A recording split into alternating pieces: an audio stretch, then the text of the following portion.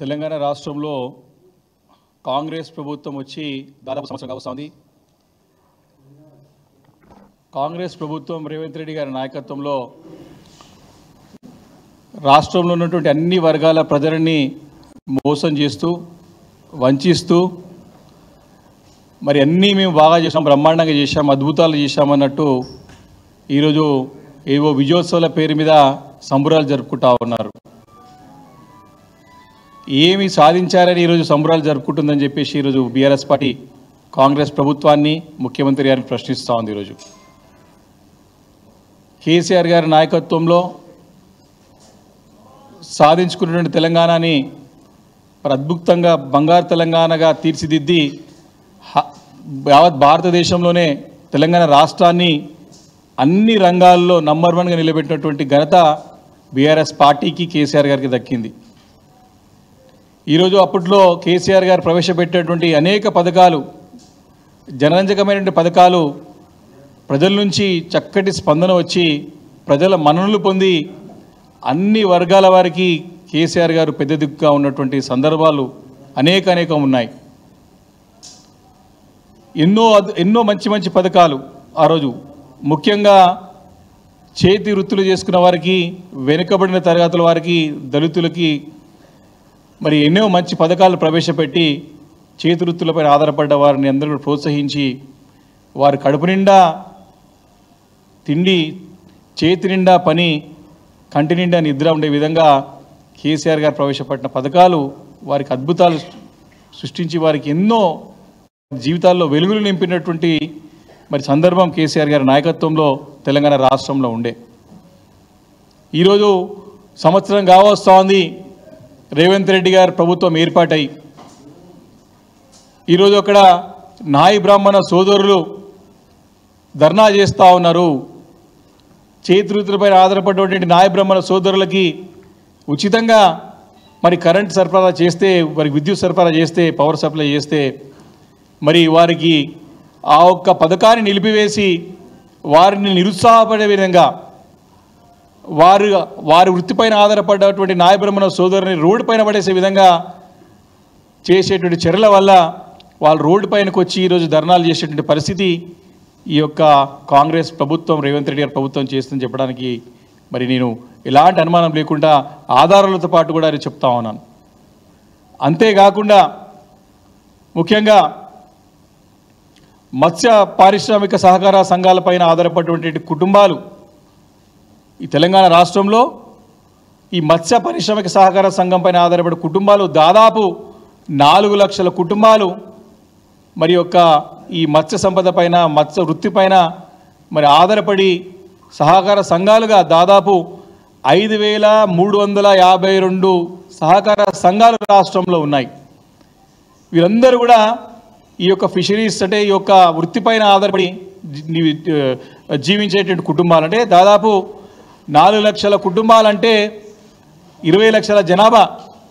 దీంట్లో అనేక కులాల వారు ఈ వృత్తిపైన ఆధారపడేటువంటి ముదిరాజు కానివ్వండి, గంగాపుత్రు కానివ్వండి, గూండ్ల కానివ్వండి, తెనుగులు కానివ్వండి, అదేవిధంగా బెస్తా కూడా కానివ్వండి. ఈ రకంగా ఇన్ని కులాల వారందరూ కూడా ఈ యొక్క మత్స్య సంపద పైన, మత్స్య పారిశ్రామిక సహకార సంఘంగా ఏర్పడి ఈ యొక్క వృత్తిపైనే ఆధారపడి నివసించేటువంటి కుటుంబాలు ఇవన్నీ కూడా. మరి వారికి గతంలో కేసీఆర్ గారి నాయకత్వంలో మరి 100% సబ్సిడీతో 100% ఏ ట్యాంక్కి, ఏ చెరువుకి, ఏ కుంటకి ఎంత అయితే చేప పిల్లలు సీడ్ అవసరం పడుతుందో 100% సబ్సిడీతోని 100% ఫిషరీస్ అంటే ఫిష్ సీడ్స్తో పాటు 100% సబ్సిడీతో పాటు ఇచ్చినటువంటి ఘనత కేసీఆర్ గారికి, మా బీఆర్ఎస్ ప్రభుత్వానికి దక్కింది. అదే కాకుండా వారికి అనేకంగా వారికి వస్తువులు, వారికి అవసరమైనటువంటి సామాగ్రి, వలలు అనుకోండి, మోపెడ్లు అనుకోండి, అనేకంగా ఉచితంగా పంపిణీ చేసి ఈ యొక్క మత్స్య సంపద పైన, మత్స్య వృత్తిపైన ఆధారపడినటువంటి ఈ మత్స్యకారులందరూ కూడా ప్రోత్సహించి వారి జీవితాల్లో వెలుగులు నింపినటువంటి మరి చరిత్ర కేసీఆర్ గారికి ఉన్నది.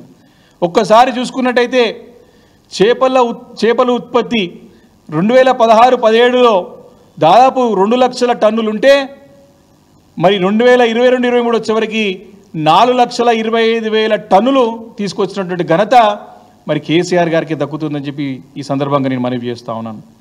కొన్ని వేల కోట్ల రూపాయల సంపద వచ్చిన తర్వాత అంటే 2016-17లో ఈ యొక్క సంపద 2,200 కోట్లు ఉంటే 2022-23 వచ్చేసరికి దాదాపు 6,200 కోట్ల సంపదని సృష్టించినటువంటి ఘనత కూడా మరి బీఆర్ఎస్ ప్రభుత్వానికి గతంలో కేసీఆర్ గారికి దక్కుతుందని చెప్పి సభాముఖంగా మనవి చేస్తున్నాం.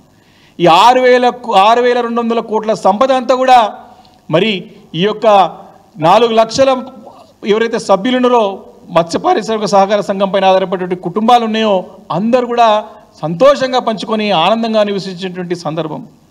ఈరోజు పరిస్థితి ఏంది? సంవత్సరంగా వస్తూ ఉంది ఈ ప్రభుత్వం వచ్చి. సరే, కొత్త ప్రభుత్వం అంటే రాదు, తెలుసుకోలేరు అనుకోవచ్చు.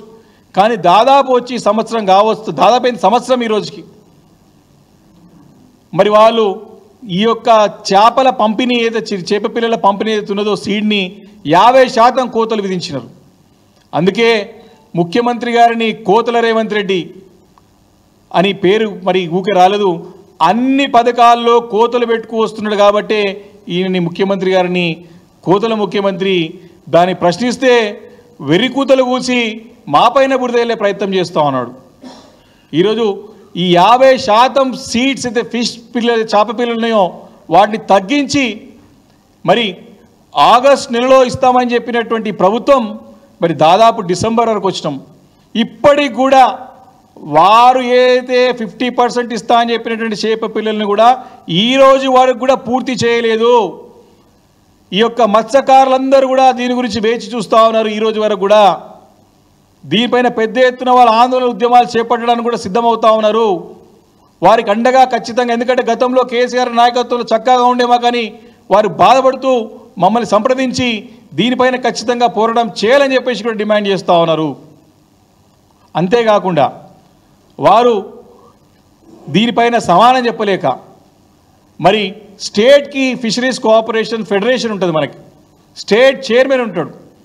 దీని అందరినీ కూడా 33 జిల్లాల్లో ఉన్నటువంటి ఈ సహకార సంఘాలు ఏవైతే మత్స్య పారిశ్రామిక సహకార సంఘాలు జిల్లాల వారికి ఏవైతే ఉంటాయో ఈ ఫెడరేషన్స్ అంతా డిస్ట్రిక్ట్ ఫెడరేషన్స్ అంతా కూడా 33 జిల్లాల అధ్యక్షుల నుంచి ఒక అధ్యక్షుడు ఎన్నుకొని స్టేట్ ఫెడరేషన్కి చైర్మన్ ఉంటారు.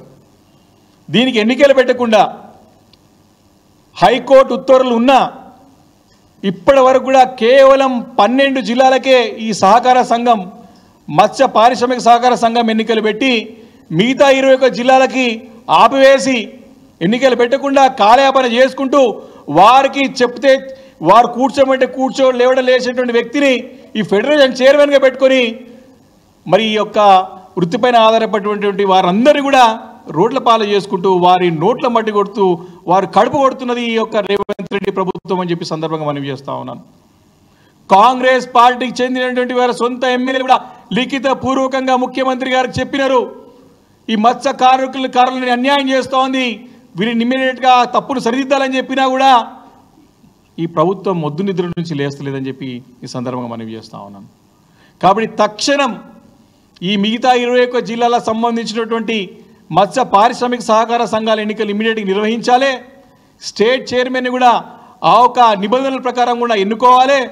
తద్వారా ఏవైతే గతంలో బీఆర్ఎస్ ప్రభుత్వం కేసీఆర్ గారి నాయకత్వంలో మత్స్య సంపదని ప్రోత్సహించి మత్స్యకారులను ప్రోత్సహించి సంపద పెంచడానికి సంపద సృష్టించడానికి ఇచ్చినటువంటి చర్యలన్నింటి కూడా వాటన్నిటిని కొనసాగించాలని చెప్పేసి కూడా బీఆర్ఎస్ పార్టీ డిమాండ్ చేస్తూ ఉంది. తప్పకుండా ఈ మత్స్యకారుల పోరాటానికి బీఆర్ఎస్ పార్టీ అండగా ఉంటుంది.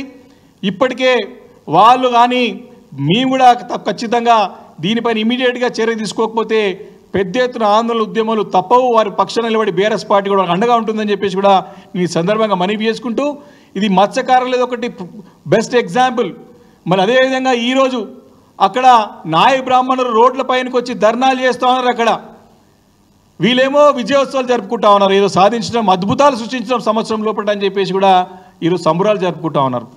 అంటే అన్నీ కూడా కోతలు పెట్టుకుంటూ ప్రభుత్వం గతంలో కేసీఆర్ గారు ప్రవేశపెట్టినటువంటి అనేక సంక్షేమ పథకాలు అనేక అభివృద్ధి కార్యక్రమాలు అన్నింటి కూడా నిర్విరామం చేసుకుంటూ ఏవో వారిపైన కక్షపూరితమైనటువంటి మనస్తత్వంతో ఒక నిరంకుశ పాలన అంటే అరాచక పాలన కొనసాగిస్తూ ఏదో రకంగా కేసీఆర్ గారి పైన బురద చెల్లాలా, గతంలో బీఆర్ఎస్ ప్రభుత్వం సరిగా చేయలేదనేటువంటి ప్రయత్నమే తప్ప తాను ఏం చేస్తున్నట్టు చెప్పలేక ఈరోజు ప్రజలు అడుగుతారు కాబట్టి ప్రశ్నిస్తారు కాబట్టి మీరిచ్చినటువంటి ఎన్నో హామీలు 100 రోజుల్లో 6 గ్యారంటీలు, రుణమాఫీ, ఇలాంటి అన్ని పథకాలు ప్రజలు ప్రశ్నిస్తారనే ఉద్దేశంతో ఈరోజు డైవర్షన్ పాలిటిక్స్ చూస్తూ ఉన్నాం. కాబట్టి ఇలా అనేక సందర్భాలు ఉన్నాయి. కాబట్టి ముఖ్యంగా ఈరోజు పర్టికులర్గా ఈ యొక్క అనేక వర్గాల వారిని మోసం చేస్తుండడానికి ఈ మత్స్య కార్మికుల యొక్క మత్స్యకారుల యొక్క మోసం చేస్తూ అటు నాయ బ్రాహ్మణులని అటు రజకులని అనేక కుల వృత్తులపైనటువంటి వారందరినీ కూడా మోసం చేసుకుంటూ ముందుకు వస్తున్న సంగతి నేను గుర్తు చేసుకుంటూ, మరి తప్పకుండా ప్రభుత్వం దీనిపైన తక్షణ చర్యలు తీసుకొని ఈ యొక్క న్యాయమైన డిమాండ్లని మరి నెరవేర్చే విధంగా చర్యలు తీసుకోకపోతే పెద్ద ఎత్తున ఆందోళనలు ఉద్యమాలు తప్పవు. మేము సంవత్సరం వరకు ఓపికతోని సహనంతోని మేము ప్రజాస్వామ్య పద్ధతిలో మేము ప్రశ్నిస్తున్నాము తప్ప ఎక్కడ కూడా ఇప్పుడు ఆందోళన కార్యక్రమం ఎక్కడ కూడా పిలుపునియలేదు. టీఆర్ఎస్ పార్టీ నుంచి కూడా చాలా సమన్వయంతో చాలా ఓపికతోని సహనంతో మీరు ఎన్ని తిట్లు తిట్టినా మేము ప్రజల పక్షాన నుండి ప్రజల గొంతుకై ప్రశ్నిస్తున్నాం తప్ప ఇప్పుడు కూడా ఎక్కడో పోరాటాలు కూడా మేము ఉద్యమాలకు కూడా ఇంకా పిలుపునివ్వలేదు. మీకు సరైన సమయం ఇవ్వాలనే సమయం ఇచ్చాం, కానీ ఈ రకంగా పేద బడుగు బలహీన వర్గాల వారిని మోసం చేస్తా అంటే మాట ఊరికిన ప్రసక్తి లేదని చెప్పేసి కూడా ఈరోజు కాంగ్రెస్ పార్టీని హెచ్చరిస్తూ ఉన్నాం.